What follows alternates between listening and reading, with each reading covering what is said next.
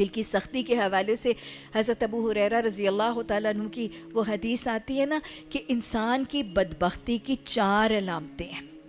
کوئی شخص کتنا بدبخت ہے اس کی 4 علامتیں ہیں، اور اس میں سے پہلی علامت کیا ہے؟ آنکھ کا جامد ہونا.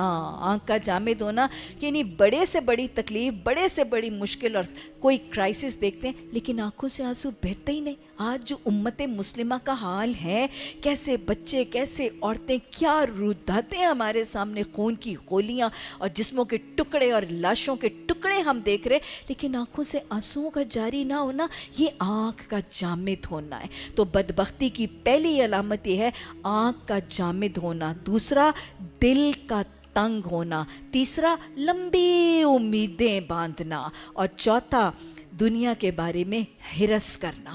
تو یہ کسی کی بدبختی کی علامتیں کہ اس کی آنکھوں سے آنسو نہ نکلیں اور اس کا دل بہت سخت ہو جائے.